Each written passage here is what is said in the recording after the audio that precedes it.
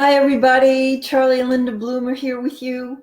We're here to talk about one of my favorite subjects, and that's the characteristics of really happy couples. And Charlie and I, some years back, studied the happiest couples we could find. We searched them out and we interviewed them. Many of them we got to interview in person, which was way fun. Some of them we had to interview over the phone, which was still fun, but it was so fabulous to be with these happy people and let them tell us their secrets of success in their own words. And so we put it together in the form of a book, and it's called Secrets of Great Marriages. We narrowed it down from the 50 couples that we interviewed to 27, not because they were necessarily the happiest couples of all, but they illustrated the points that we wanted to make.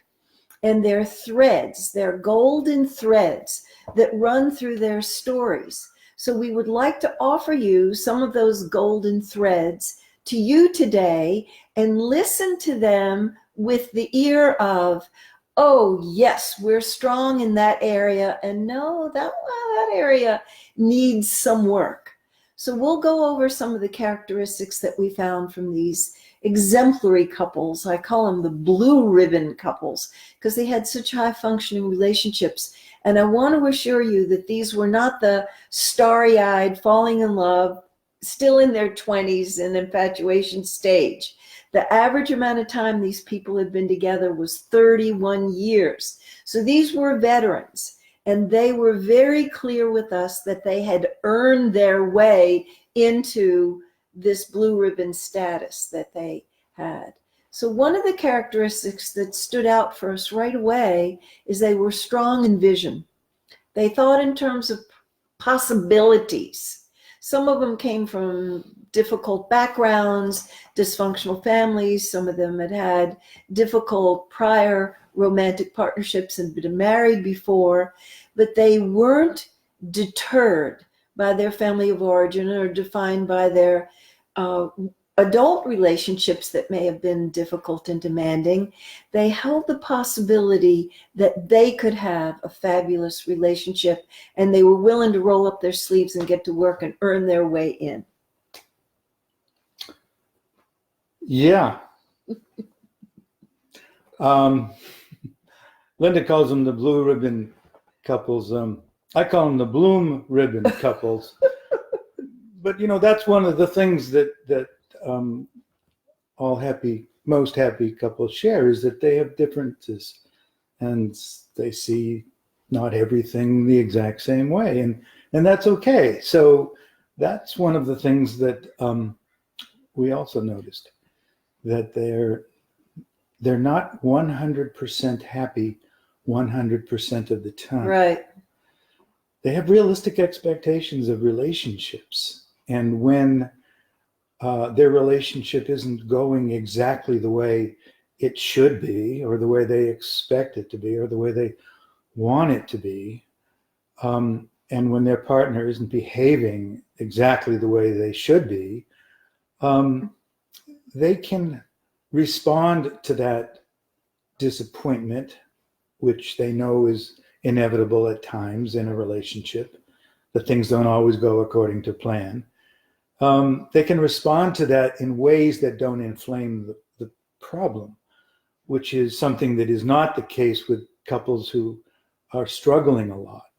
Because when things don't go well with them, well, you probably know what they tend to do.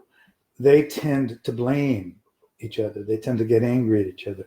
They tend to hold each other responsible for it. But the people that we spoke with tended to be more responsible in terms of acknowledging some of their own feelings and disappointments and upsets, and really look to see what they can do to correct or to improve a situation rather than to find fault with who's to blame and punish that person. So those were a couple of the things that we noticed. One more thing I want to mention, and there were quite a few things. We're not going to get to all of them in this brief talk, but we're going to try to cover the most important ones. And this is one that I think both Linda and I consider to be really important, and that is that they lived in what we refer to as a perfection-free zone. So they didn't expect each other to be perfect. They didn't expect themselves to be perfect, but they did expect and hope that they would, and trust that they were both doing their best at any given time. And that makes a huge difference when you can bring that belief into the relationship. Right. And I would say that we found them to be tolerant and accepting and respectful of the differences. And you already mentioned that they were responsible, that they weren't blamey and they weren't victimy. One of the other characteristics that stood out is they kept romance alive over time. Their relationships were juicy. They were both vital individuals. They had passions, passionate area of interests. Many of them had passion for the work that they were doing. Many of them had hobbies in addition to the passion that they had about their work.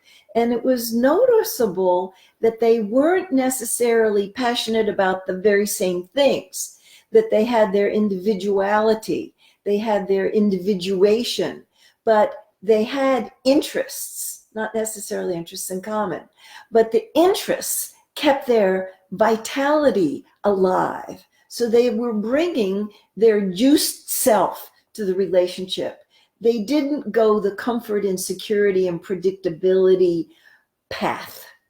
They went a riskier path and pitted themselves against some challenges to always be learning new things. And that really stood out for me and inspired me.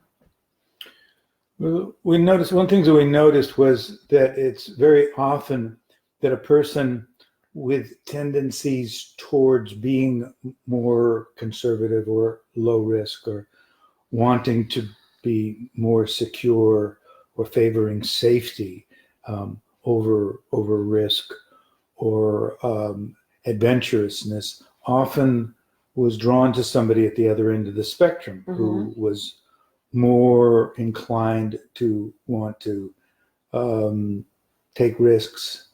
And that this is something that, while in some couples that can be a real issue because they can power struggle over whose preference is going to prevail.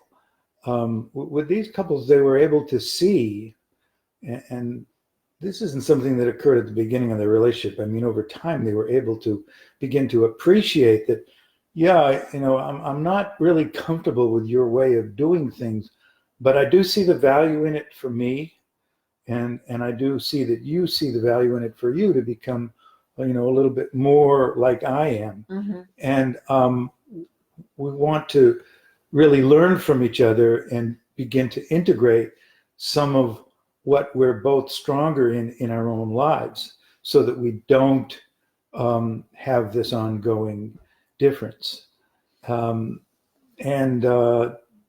adding to that, another principle that they seem to, these couples seemed to adhere to was the experience of recognizing what we refer to as enlightened self-interest, meaning that when you're flourishing and your life is really working, and when you're happy and fulfilled, then that really advantages me too. That enhances my life for you to be happy. So I want to support you even in the things that really fulfill you, even if they are not always all on my priority list. I want to support you in that. I want to be your believing eyes that, yeah, you can do that, and I'm with you in this. Because I know it's not like I'm sacrificing this for you. I'm doing it because I know that we're both going to benefit. Right. So one of the things that you're referring to when you have a partner that's interested and very passionate about something that may not be as passionate an area of interest for you, that you respect the differences and you make your best effort to stretch into their world. I sometimes call that the yoga of relationship. Do you know the stretching part? I also have referred to it as sublime stretching. And it's important that we know where our boundaries are, where our limits are. I'm remembering one of the couples that we interviewed, and he really liked to do some daredevil things. He liked to hike in the mountains and the cold of the snow and go down rapids. And God bless her, the woman did stretch into his world, and she did as much as she could, but there were real limits to how far she could go. And sometimes she said, you know, you've really got to just do this one by yourself, because that's beyond where I can stretch. And I remember one story that they told us about how they really got into some bad blizzard conditions when they were doing one of these mountain hikes in the winter. And it was very scary. They thought maybe they were going to get trapped. Maybe they were going to not be able to get back to a place of shelter and freeze to death. And when they came back, they demonstrated another characteristic that was really one of the shining examples that they were champions of repair. And she trusted his intentions were good.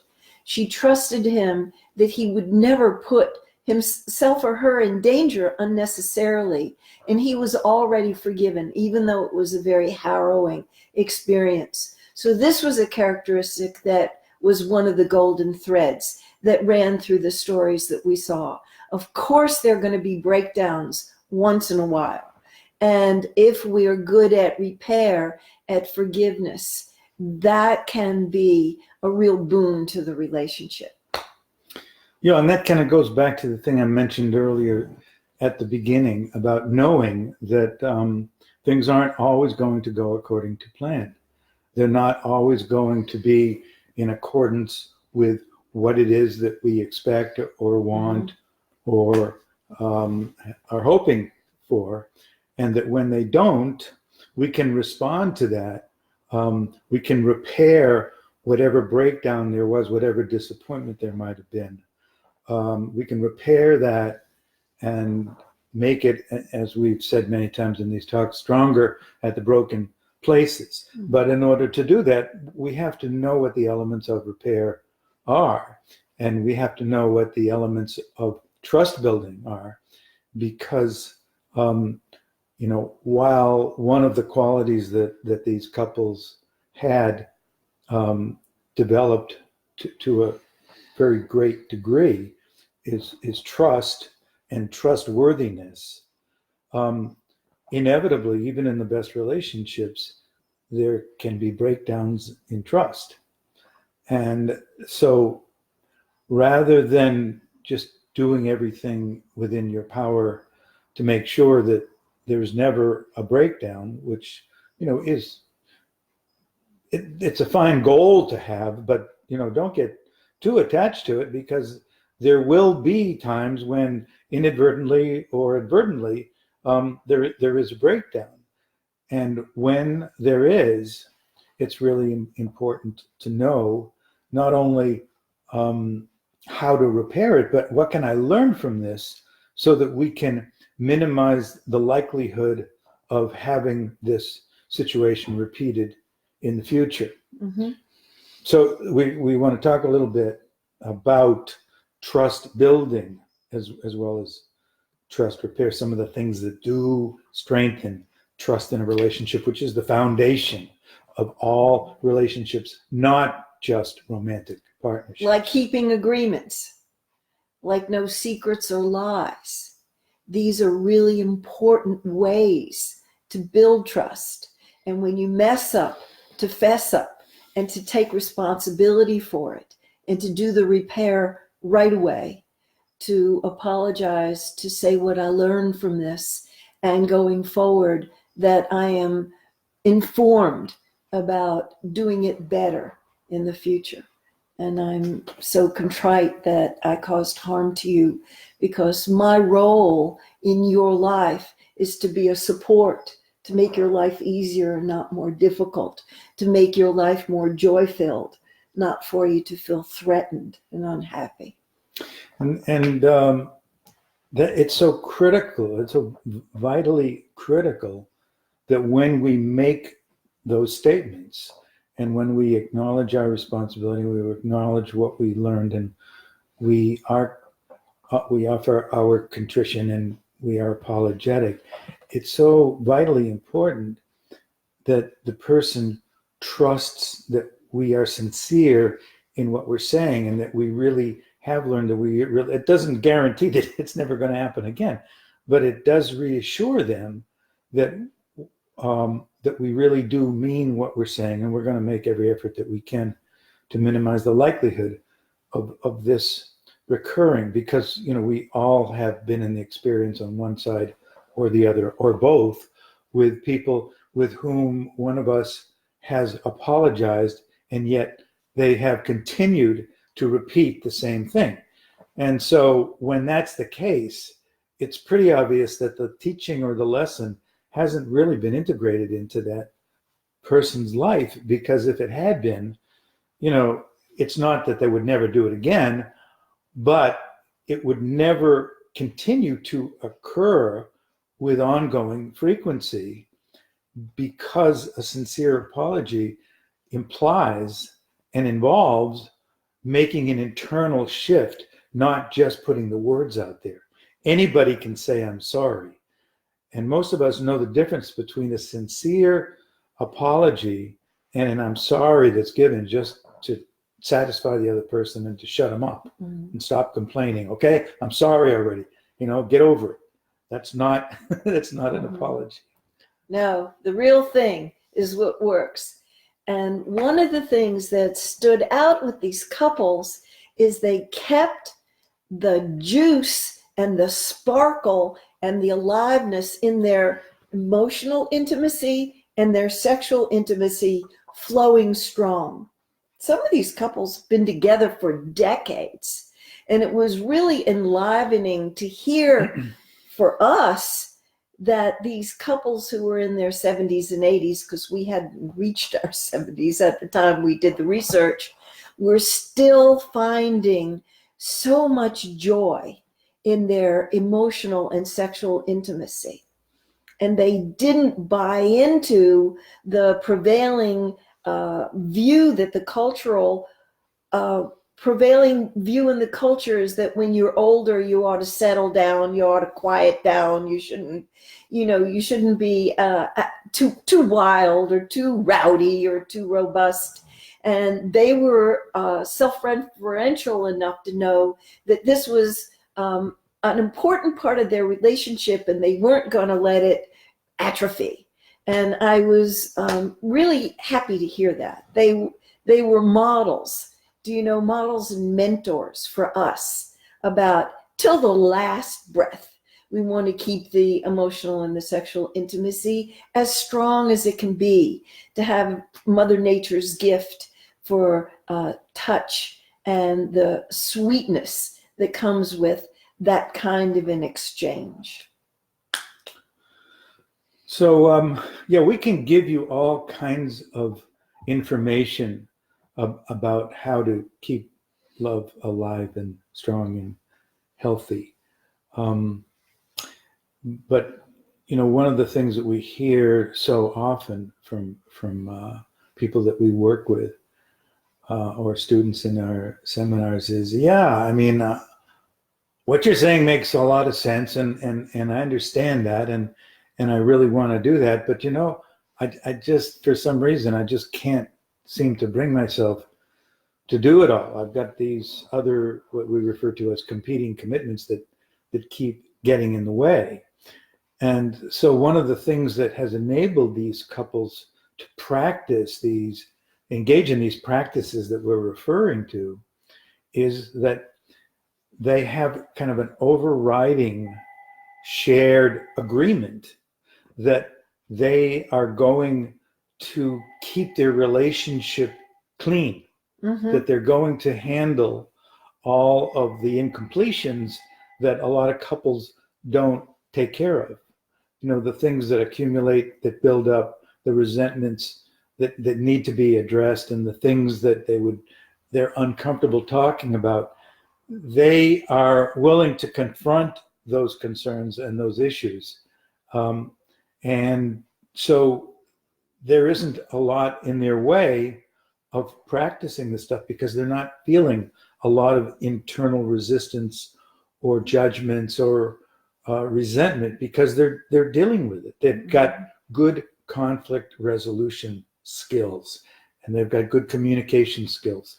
So that's something that it behooves all of us, whether we're in committed partnerships or not, to really cultivate is skill in communicating honestly, but also sensitively, to not communicate the brutal truth, because truth generally is not brutal. If there's brutality in your communication, you're probably communicating something other than your experiential truth. Mm-hmm. I'm remembering one of the couples who said, we don't have any no-fly zones.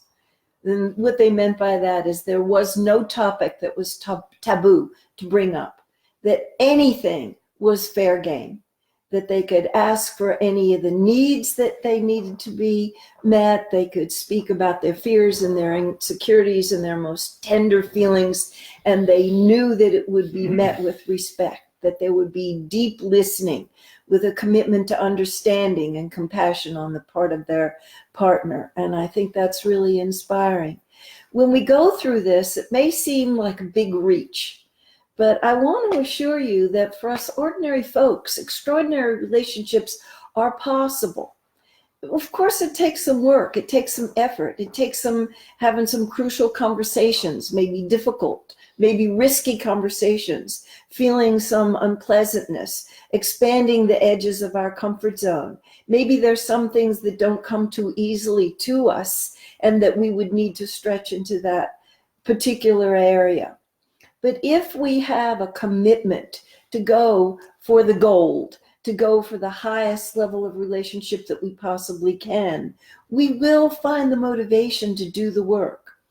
One of the things that really stood out for me is the playfulness and the humor that a lot of these couples had, that they would sometimes poke fun at themselves, sometimes in a good-natured way. They'd poke fun at their partner.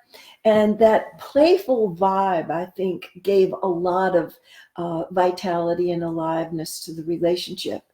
And the one thing that was so obvious is how these couples lived in gratitude. They lived in gratitude for being alive, for being as healthy as they were, gratitude for their kids and their friends and their extended family, gratitude to have a partner that would hang in there with them through the difficult times, and gratitude even for the struggles, maybe even especially for the struggles, because they tend to be the character building episodes in our life. But they were lifelong learners. They were always on the edge of discovering more about themselves and each other and how the world works.